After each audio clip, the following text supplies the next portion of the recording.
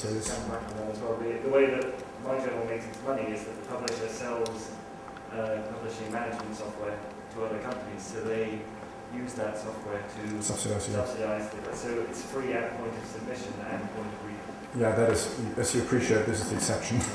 Okay, do you have two more questions?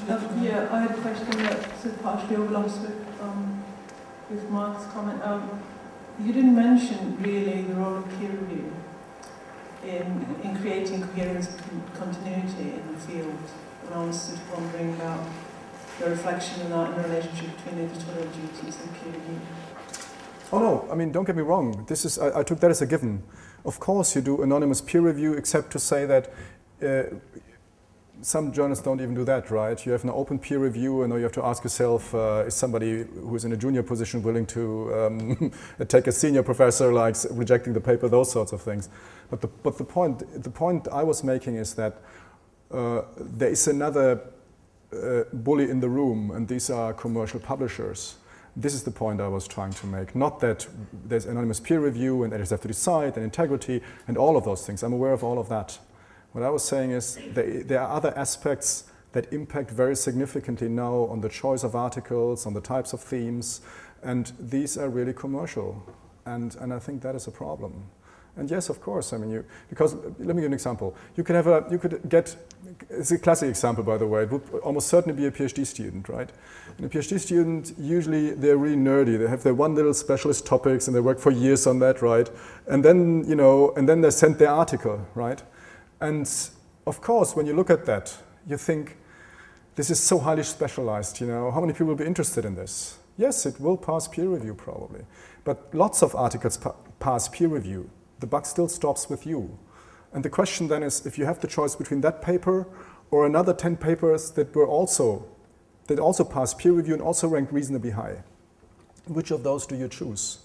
Do you choose the one that you think has a fair shot at being cited really, really heavily and will be downloaded tens of thousands of times? Or do you take the nerdy PhD student's paper where you think the PhD student, the supervisor, and 5 of their friends will probably read it?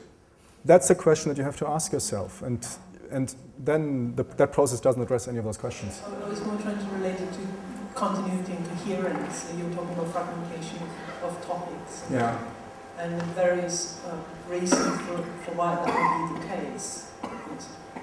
No, then I do not understand you. No, don't give up. I just do not understand your question. Well, peer review has come into question in relation to open access and publication of preprints as opposed to official journal publications. It's been an issue since physicists started doing this decades ago. And then online in the early 90s. Oh.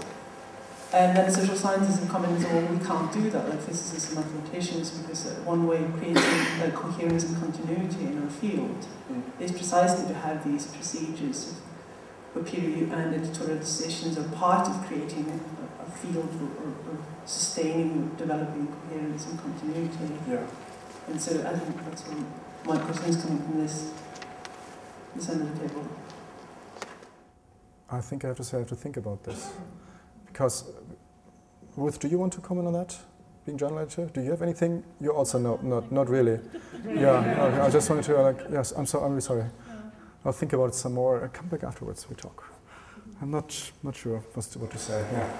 Well, I think the point was against fragmentation. You have this coherent set of peers who will continue to make not only quality choices, but also kind of coherence in terms of the agenda of the journal. Something like there is a dialogue over the years.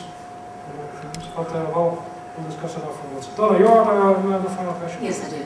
I was glad that you mentioned libel, because I think that really is an important issue, talking about what is in the room. And one issue which we came across recently, we've been starting up yet another new bioethics journal.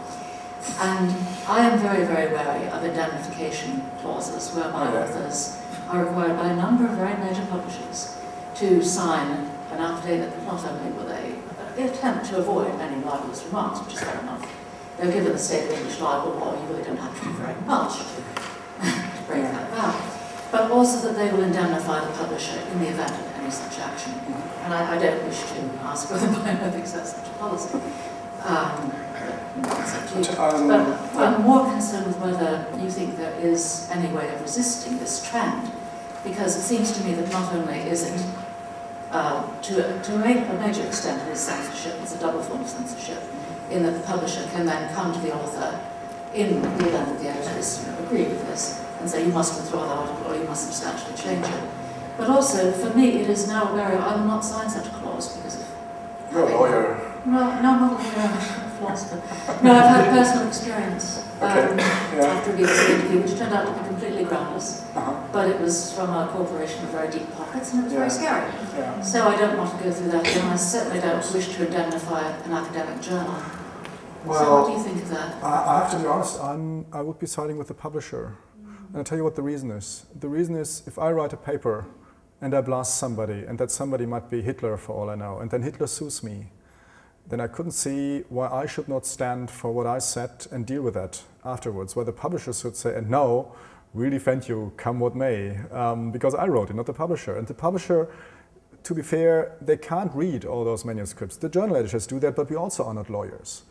What we do at the journal, when we get manuscripts that we think, oops, that person could be in hot water in case somebody went to a lawyer with that, we do send it to the in-house lawyers at the publisher. And you're right, and just about always when you send it to them, because they don't want to use their resources to defend anything ever, right? It's a corporation.